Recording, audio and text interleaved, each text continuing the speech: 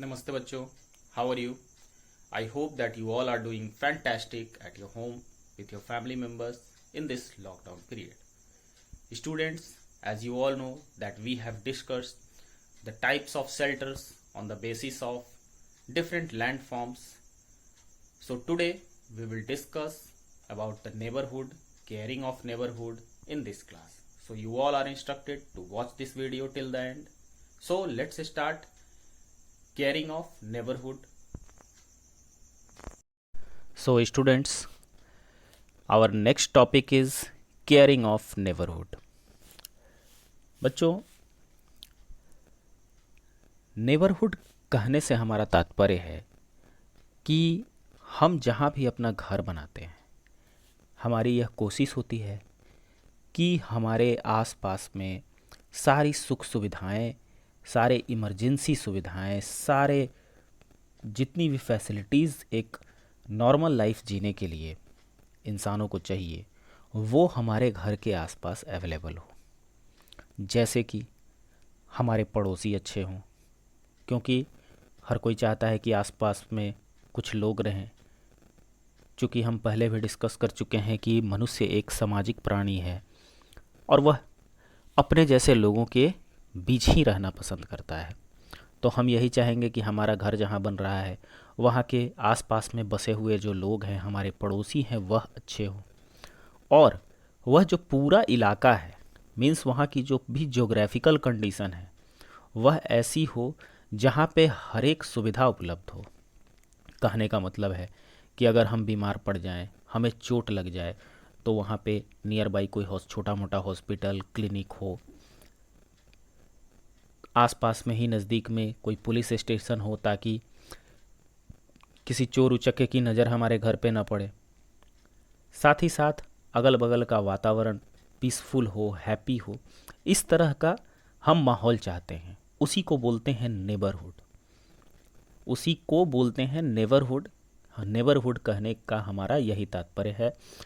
As you can see in these two pictures, आप इन दो पिक्चर्स में देख सकते हैं कि नेबरहुड कहने से हमारा क्या तात्पर्य है।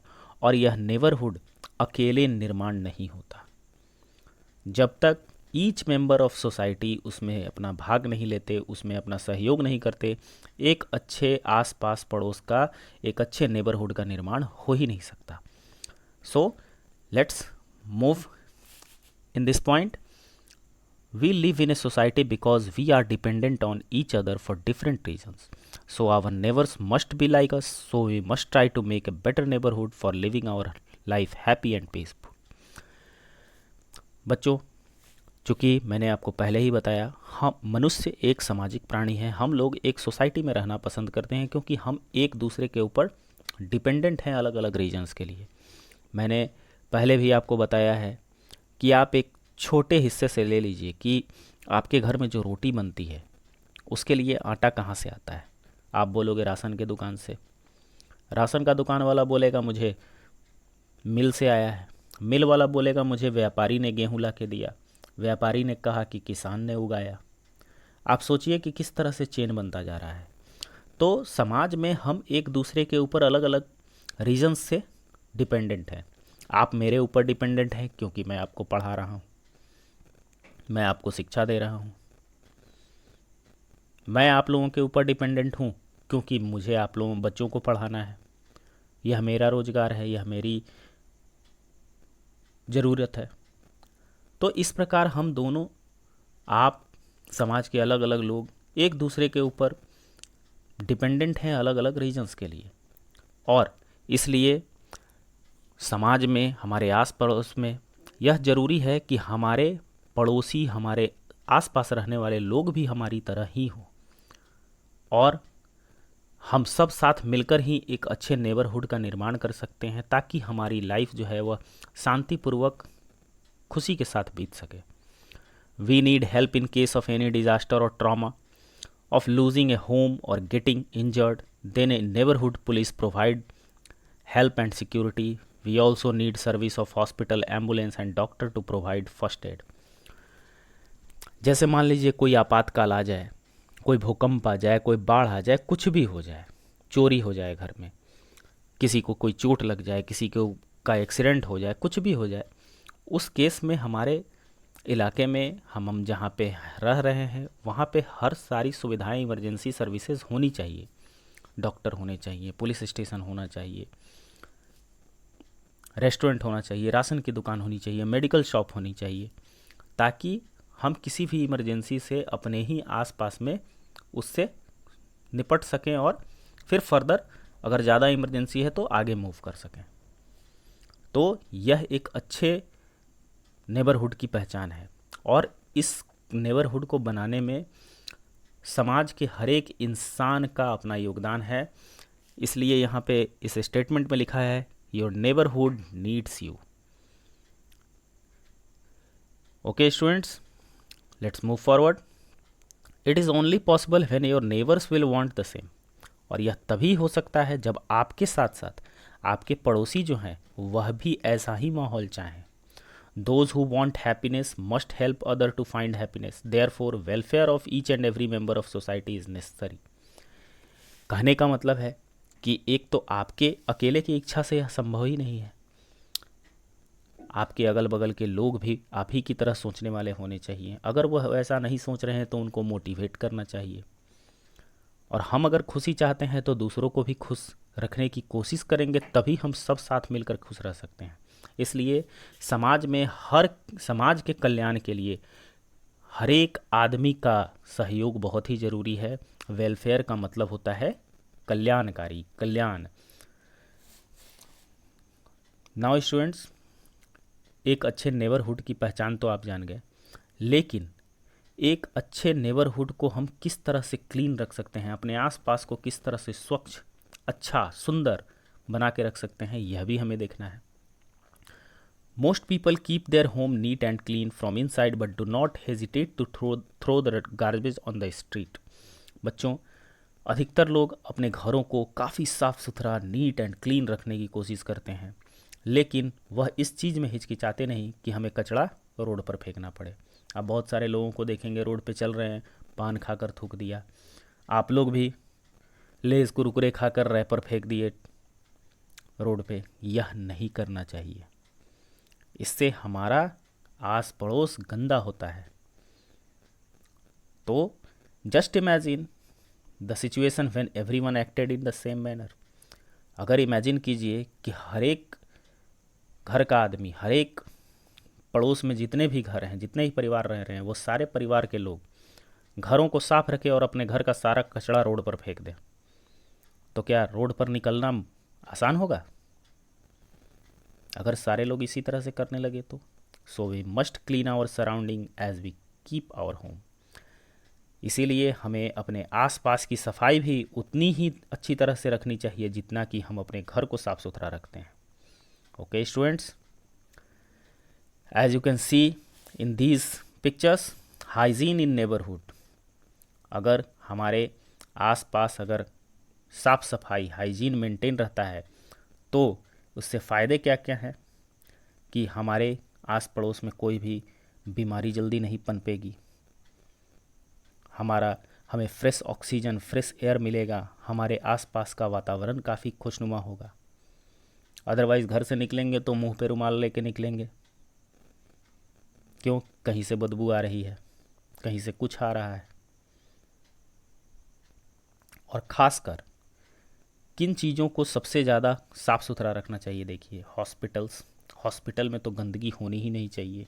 पार्क्स जहाँ पे हम बैठते हैं, जहाँ पे अपना क्वालिटी टाइम स्पेंड करने जाते हैं, वहाँ गंदगी नहीं होनी चाहिए। मार्केट जहाँ पे हम ख़रीदारी करने जा रहे हैं वहाँ भी गंदगी नहीं होनी चाहिए। और साथ ही साथ अपने आसपास पेड़ पौधों को अच्छे से ध्यान रखना चाहिए, नए पेड़ पौधे लगाने चाहिए। Okay students, as you can see in this picture, we care neighborhood cleanup, our community, let's make a difference। अगर इस चीज़ की शुरुआत नहीं कर रहा है तो आप सभी 4-5 बच्चे ही मिलके रोड पे झाड़ू लेके निकले, आपसे इंस्पायर होके बड़े भी आपका साथ देने चले आएंगे। शुरुआत में किसी भी चीज़ के लिए थोड़ी बहुत कठिनाई होती है, लेकिन अगर आपने शुरुआत कर दिया तो आपको फॉलो करने वाले बहुत मिल जाएंगे। Okay students, as a good neighbour we have some responsibilities that make our neighbourhood clean and safe. एक अच्छे पड़ोसी होने के नाते हमारा यह कर्तव्य बनता है कि हम अपने आसपास, हम अपने पूरे इलाके को स्वच्छ और सुरक्षित रखें। इसके लिए हमें कुछ स्टेप्स करने चाहिए, जिसमें से 4 मैंने आपको दिखाया है, और भी आप अपने से खुद इमेजिन करके सोच सकते हैं। We must keep our surrounding clean as our home. सबसे पहले तो जैसा कि हम अपने घर को साफ़ सुथरा और स्वच्छ रखते हैं, उसी तरह हमारे आसपास भी स्वच्छता और सफाई होनी चाहिए। We must follow the watch plan for our security. साथ ही साथ मोहल्ले में कोई चोरी ना हो, कोई डकैती ना हो, किसी को कोई नुकसान ना पहुँचे, इसके लिए एक जो सुनते हैं ना पहरा देने का काम, उस तरह का एक प्लान बनाना चाहिए कि हर घर से लगभग 1 आदमी, 2 आदमी, 3 आदमी, एक ग्रुप ऑफ पीपल तैयार हो, जो कि हफ्ते में एक बार उसे मोहल्ले में पहरा देना पड़े।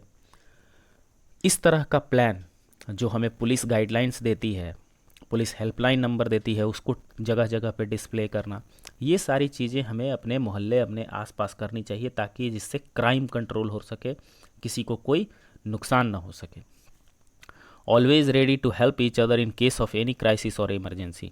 और साथ ही साथ अगर कोई किसी मुसीबत में है, किसी मुसीबत में फंस गया है, कि किसी का कोई एक्सीडेंट हो गया है, या फिर किसी के घर में चोरी हो गई है, या कोई बीमार है, इस तरह का कोई भी इमरजेंसी किसी के साथ हो, तो हमें बढ़ चढ़ कर उसे हेल्प करना चाहिए, उसे उस डिफ़िकल्टीज़ से बाहर निकालने की कोशिश करनी चाहिए, क्योंकि जो उसके साथ हुआ है वह आपके साथ भी तो कभी हो सकता है। तो हमें उसके जगह पे रह कर इमेजिन करना चाहिए। Okay students, always try to share space in if land is limited for parking और एनी अदर एक्टिविटीज़।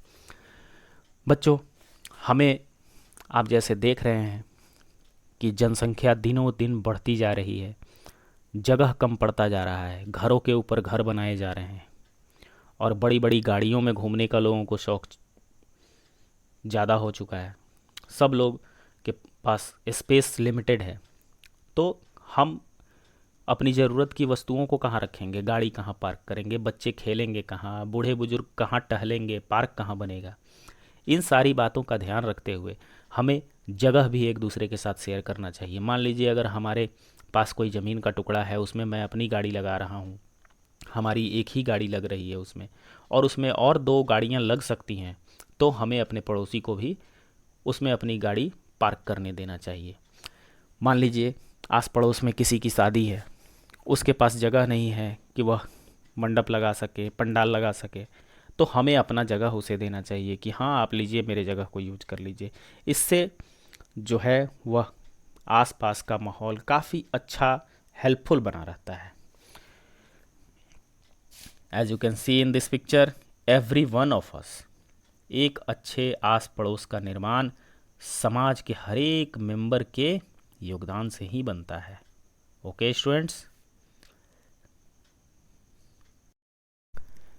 स्टूडेंट्स,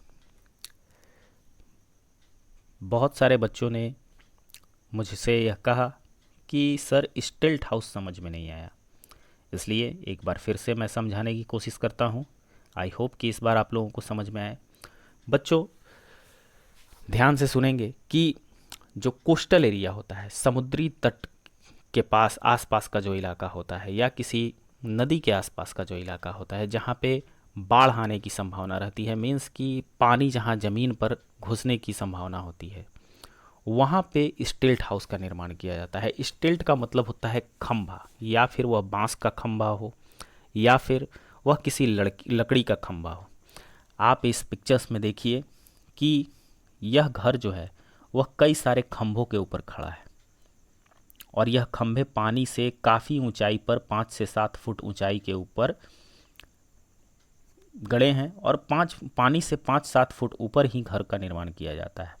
और इस घर को बनाने में लकड़ियों, बांस तथा नारियल के पत्तों वगैरह का इस्तेमाल किया जाता है।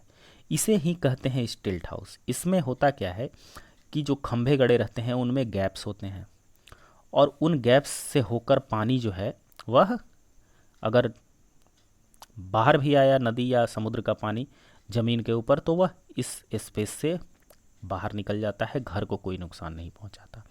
साथ ही साथ यह पानी और ज़मीन की सतह से ऊंचा होता है यह घर, यह खंभे चूँकि काफ़ी ऊंचाई तक गड़े रहते हैं, घर को काफ़ी ऊंचा रखते हैं ज़मीनी और पानी की सतह से, तो इससे क्या होता है कि वर्मिन का मतलब होता है कीट मकोड़े, कीड़े मकोड़े, तरह तरह के बीमारी फैलाने वाले मच्छर, इन सारी चीज़ों से हमें यह बचाता है। साथ ही साथ अगर समुद्र में कोई खतरनाक मगरमच्छ, शार्क मछली कुछ भी है तो वह हमारे घर पे हमला नहीं कर पाता, क्योंकि हम पानी से ऊंचे जगह पर स्थित हैं।